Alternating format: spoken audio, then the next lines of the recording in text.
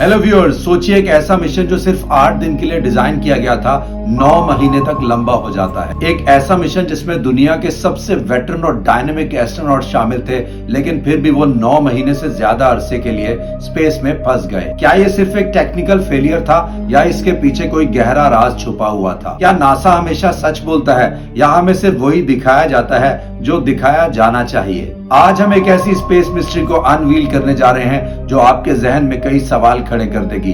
तो चलिए शुरू करते हैं इस सफर को। ये कहानी शुरू होती है 5 जून 2024 को, जब सुनीता विलियम्स और बुच विलमोर बोइंग के स्टार लाइनर स्पेसक्राफ्ट में बैठते हैं। ये एक टेस्ट फ्लाइट थी, स्टार लाइनर का पहला क्रूड मिशन। सुनीता एक इंडियन ओरिजिन एस्ट्रोनॉट जो पहले भी 321 दिन स्पेस में गुजार चुकी थी, और बुच एक नेवी पायलट जो स्पेस मिशंस का एक्सपर्ट था। दोनों नासा के भरोसामंद लोग थे। प्लान ये था कि ISS यानी इंटरनेशनल स्पेस स्टेशन पे डॉक करेंगे, 8 दिन रिसर्च करेंगे और वापस अर्थ पे लैंड करेंगे। लेकिन जैसे ही स्टार लाइनर ISS के करीब पहुंचा, प्रॉब्लम शुरू हुई। नासा ने कंफर्म किया कि स्टार लाइनर के 28 थ्रस्टर्स में से 5 फेल हो गए और हीलियम लीक्स भी सामने आए। यह बात नासा की ऑफिशियल स्टेटमेंट में 6 जून 2024 को रिलीज हुई। ये इश्यूज डॉकिंग के वक्त सामने आए और इंजीनियर्स ने डिसाइड किया कि वापस लाने के लिए स्पेसक्राफ्ट को अब रिलायबल नहीं माना जा सकता। नासा ने यह नहीं कहा कि स्टार लाइनर अनसेफ था,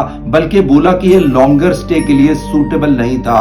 यह क्लैरिफिकेशन space.com पे 7 जून 2024 को पब्लिश हुई। सोचिए, सुनीता और बुच स्पेस में हैं, 260 माइल्स ऊपर और 17,500 माइल्स पर आवर की स्पीड से घूम रहे हैं और उनके वापस आने का कुछ पता नहीं। क्या ये बोइंग की टेस्टिंग में कमी की वजह से था या स्पेस मिशंस के रिस्क का एक नया चैप्टर? ये सवाल हर किसी के जहन में था। तो अब सुनीता और बुच ISS पे थे, एक स्टेशन जो फुटबॉल फील्ड जितना बड़ा है, लेकिन वहां सिर्फ 7 लोग रहते हैं। नासा ने फैसला किया कि स्टार लाइनर को बिना क्रू के वापस भेज दिया जाए और ये स्पेसक्राफ्ट 6 सितंबर 2024 को अर्थ पे खाली लैंड हुआ। ये बात द वॉशिंगटन पोस्ट ने 7 सितंबर 2024 को रिपोर्ट की।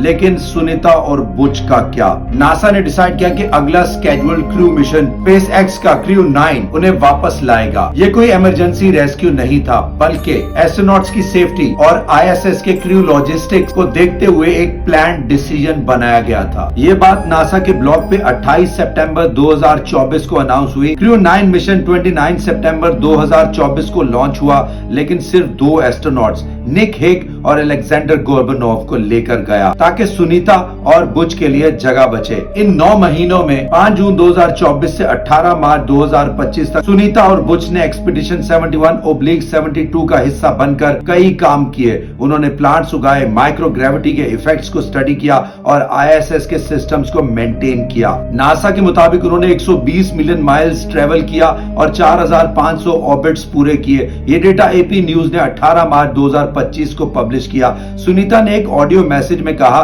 जो नासा ने 16 जनवरी 2025 को रिलीज किया, कि स्पेस का व्यू उन्हें हर दिन इंस्पायर करता था, लेकिन फैमिली से दूरी दिल तोड़ती थी। लेकिन यहाँ एक सवाल है, क्या ये डिले सच में जरूरी था? एलॉन मस्क ने X पे 10 अगस्त 2024 को ट्वीट किया कि एस्ट्रोनॉट्स को अबैंडन किया गया, लेकिन नासा ने इसे स्पेकुलेशन कहते हुए ओवर रूल किया और कहा कि ये सेफ्टी के प्रोटोकॉल्स को ध्यान में रखकर किया गया। तो क्या ये एक ड्रामा था या फिर एक कैलकुलेटेड रिस्क? अब बात करते हैं उस दिन की जब सुनीता और बुच दोनों वापस जमीन पर आए, यानी 18 मार्च 2025 को। SpaceX का crew dragon spacecraft crew 9 mission का हिस्सा ISS पे 10:35 AM IST पे अनडॉक हुआ। इसमें सुनीता, बुच, निक हेग और रशियन कॉस्मोनॉट अलेक्जेंडर गोर्बनोव थे। 17 घंटे बाद ये कैप्सूल गल्फ ऑफ मैक्सिको में 3:27 AM IST पे स्प्लैश डाउन हुआ।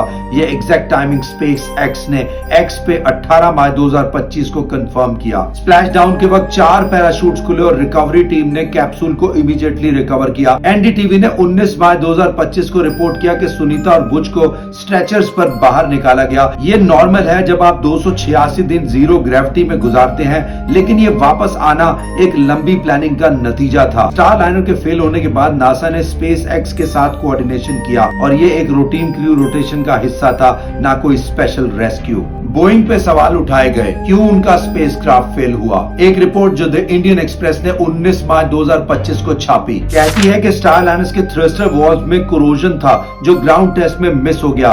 स्पेस एक्स ने यहाँ अपनी रिलायबिलिटी दिखा दी, लेकिन ये भी एक वेकअप कॉल था कि स्पेस ट्रेवल अभी भी कितना अनप्रेडिक्टेबल है। यहाँ कहानी में एक और एंगल आता है, प्राइवेट स्पेस कंपनीज का कंपटीशन। बोइंग और स्पेस एक्स दोनों नासा के कमर्शियल क्रू प्रोग्राम का हिस्सा हैं, लेकिन स्टारलाइनर्स के इशू ने एक बहुत बड़ी डिबेट को खोल दिया। क्या प्राइवेट कंपनी सिर्फ पैसा बना रही हैं या फिर स्पेस में सेफ्टी स्टैंडर्ड्स को भी मद्देनजर रखती हैं? बोइंग ने स्टारलाइनर पर 1.5 बिलियन US डॉलर्स इन्वेस्ट किए थे, लेकिन स्पेस एक्स का क्रू ड्रैगन पहले से रिलायबल साबित हो चुका था। ये बात रॉयटर्स ने 19 मार्च 2025 को रिपोर्ट की, लेकिन ये कहना कि बोइंग ने जानबूझकर फेल किया, ये स्पेकुलेशन है, कोई सॉलिड प्रूफ नहीं मिला। व्यूअर्स, इसमें पॉलिटिक्स भी शामिल थी क्योंकि डोनाल्ड ट्रंप ने बाइडेन एडमिनिस्ट्रेशन को इसका जिम्मेदार ठहराया और कहा कि उन्होंने एस्ट्रोनॉट्स को छोड़ दिया। ये बात गार्डियन ने 19 मार्च 2025 को पब्लिश की। इलॉन मस्क ने 10 अगस्त 2024 को एक्स पर कहा कि नासा ने एस्ट्रोनॉट्स को अबेंडन किया, लेकिन नासा का ऑफिशियल स्टेटमेंट अलग था। उन्होंने कहा कि ये एक प्री प्लान क्रू रोटेशन था और इन पॉलिटिकल क्लेम्स को रिजेक्ट किया। ये स्टेटमेंट 17 मार्च 2025 को नासा की प्रेस रिलीज में आया। तो क्या ये सच में क्राइसिस था या सिर्फ एक मिसअंडरस्टैंडिंग? तो दोस्तों, ये थी कहानी सुनीता विलियम्स और बुच विलमोर की। 8 दिन का मिशन जो 286 दिन तक लंबा हो गया। फैक्ट्स ये कहते हैं कि स्टारलाइनर के थ्रस्टर और हीलियम इश्यूज ने उनको स्पेस में रोक दिया। स्पेस एक्स ने उन्हें वापस लाया। 9 महीनों का डेटा स्पेस साइंस के लिए एक नई रोशनी की किरण है। 18 मार्च 2025 को जब वो वापस आए तो सुनीता के एंसेस्ट्रल विलेज जुलासान में जश्न मनाया गया। ये एपी न्यूज ने 19 मार्च 2025 को लाइव दिखाया। लेकिन सवाल अभी भी बाकी हैं। क्या स्पेस ट्रेवल के रिस्क अभी भी इतने बड़े हैं कि हम एस्ट्रोनॉट्स को खतरे में डाल रहे हैं? अगर 9 महीने का डिले हो सकता है तो मार्स मिशन जो 2 साल लंबा होगा कितना सेफ होगा? और सबसे बड़ा राज, क्या प्राइवेट कंपनी जैसे बोइंग और स्पेस एक्स स्पेस के फ्यूचर को बदल देंगी या ये कंपटीशन एक नए खतरे की शुरुआत है? व्यूअर्स, आप बताइए, आप क्या सोचते हैं? क्या ये इंसिडेंट एक वार्निंग है या फिर स्पेस एक्सप्लोरेशन का एक नया चैप्टर? कमेंट में जरूर बताइएगा और अगर आपको ये वीडियो पसंद आई तो लाइक, सब्सक्राइब और शेयर करना मत भूलिएगा। साथ में बेल का आइकन जरूर दबाइएगा ताकि इस तरह की और नई वीडियोस आपको हैरत में डालती रहें। और ये भी मत भूलिएगा कि आसमान की तरफ देखते रहेगा, क्या पता एक नई कहानी आपका इंतजार कर रही हो। तो चलिए मिलते हैं फिर एक नई कहानी के साथ। Until then take care, bye bye, God bless.